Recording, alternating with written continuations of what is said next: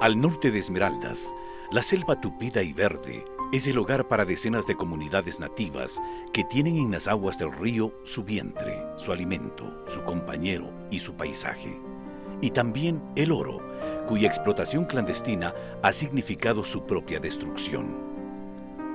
En los cantones de San Lorenzo y Eloy Alfaro, los ríos Santiago, Bogotá, Tulubi, Cachabi, y en los esteros María, San Pablo y Cojería, el área destruida y la presencia de metales pesados en el agua configuran el mayor problema de salud pública en el país.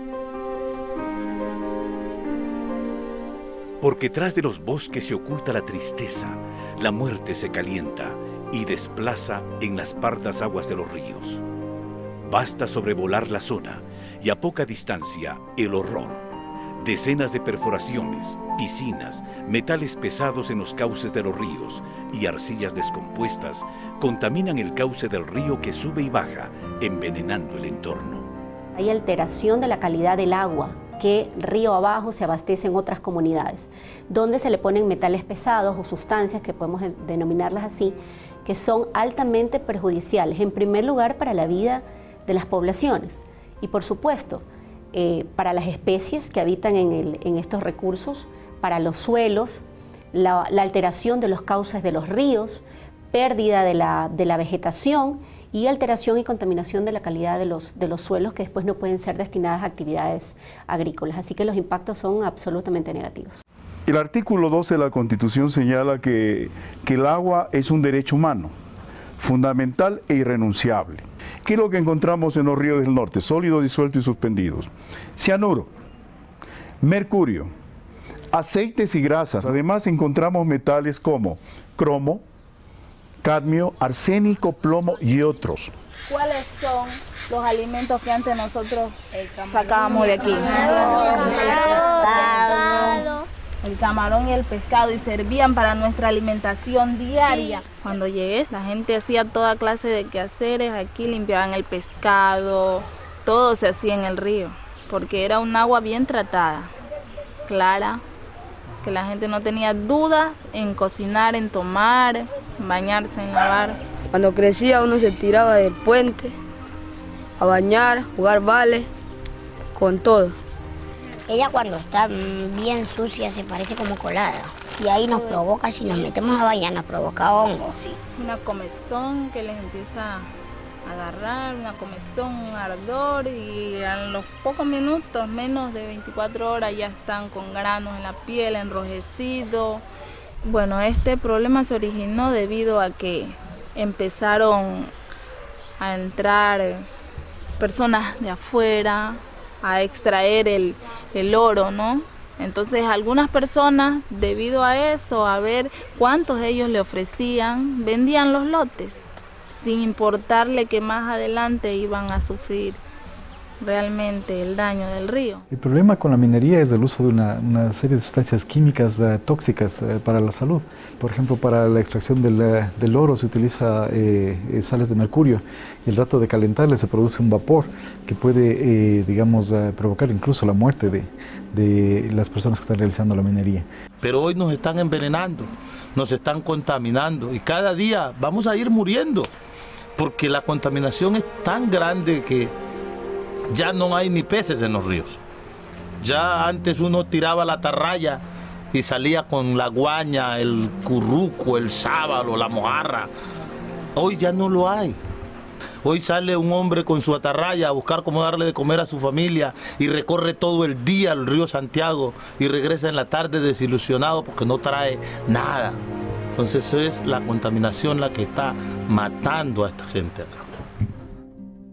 Esta es una minería devastadora y fuera de ley, que no responde a procesos de seguridad, ni control o responsabilidad con el entorno, ni con sus ancestrales habitantes. Se suma la deforestación mediante el agresivo movimiento de tierras, la tala indiscriminada y sistemática de bosques, la erosión forzada y la irreversible pérdida de las condiciones naturales del suelo. La minería que vemos y que hemos visto en los ríos de Esmeraldas es una minería aluvial que requiere gran capital para poder explotarla. Haciendo un mapeo de las zonas afectadas, estimamos que en los últimos 6 meses se han explotado 130 millones de dólares o han obtenido este valor la minería ilegal. Una minería artesanal tiene un límite máximo de explotación que es de alrededor de 180.000 dólares promedio mensual, lo cual está en una escala extremadamente inferior a lo que pasa en Esmeraldas. Ante la extrema situación agravada por el incremento en el precio del oro, el operativo fue indispensable y urgente. Neutralizar esta maquinaria que está causando este tremendo impacto al medio ambiente. El viernes 20 de mayo, el presidente Rafael Correa expidió el decreto ejecutivo 789, que establece el estado de excepción en los cantones de Eloy Alfaro y San Lorenzo con el fin de prevenir y eliminar la minería ilegal. También el juez 20º de la provincia de Pichincha ordenó una medida cautelar de protección de los derechos de la naturaleza. Cumpliendo con la ley, se ejecutó el operativo según la disposición del juez, que ordena inutilizar los equipos y herramientas usados en este crimen ambiental. La medida actuó sobre los dueños de la maquinaria y de la tierra. Hay una orden de que tenemos que totalmente parar estas máquinas porque prácticamente están operando ilegalmente. El inaplazable operativo responde a la indolencia de más de 20 años en que gobiernos anteriores poco o nada hicieron para enfrentar un problema que se agravó, envenenando el ambiente e intoxicando a la comunidad sometida a este poder ilegal. ¡Listo! ¡Coloque batería! ¡Cante fuerte cuando sea!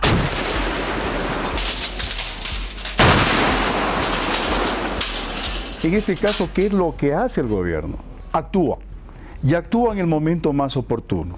Para que se evite la reincidencia de esta actividad minera ilegal y altamente negativa para la seguridad ciudadana, actúa de tal manera que se inmoviliza la maquinaria incautada.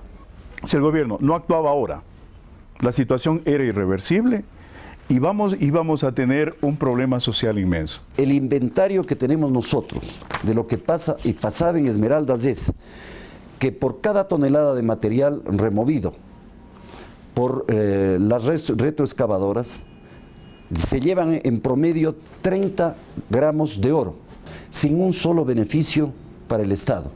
Y no es para la minería artesanal. No es posible que un artesano compre esas maquinarias, que las explote de la forma desordenada que han hecho, que han dañado el paisaje y han afectado a las poblaciones.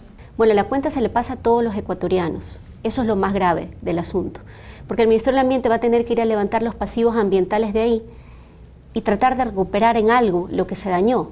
No importa que seamos de Río Verde, no importa que seamos del Oro, no importa que seamos de otra parte de la patria. Todos los ecuatorianos vamos a tener que pagar esa cuenta. Y esa cuenta es que restaurar estos ecosistemas van a tomar muchos años y muchos recursos económicos importantes de la Caja Fiscal Ecuatoriana. La minería ilegal se desarrolla en lugares remotos, carentes de control del Estado. Actúa al margen de la ley, de forma premeditada, evadiendo impuestos y sin responsabilidad alguna ante las comunidades a las que destruye y somete. Un círculo perverso. Al paso de pocos años, el movimiento de tierras en pos del oro de los ríos afecta la topología de la zona, altera los ecosistemas y depreda el hábitat de decenas de especies que abandonan un entorno tóxico y degradado que en forma irreversible dará paso a los desiertos. Ante situaciones como esta, el Estado ecuatoriano actuó inspirado por la defensa del bien común y los derechos de la naturaleza para alcanzar un desarrollo sostenible, protegiendo sus recursos naturales.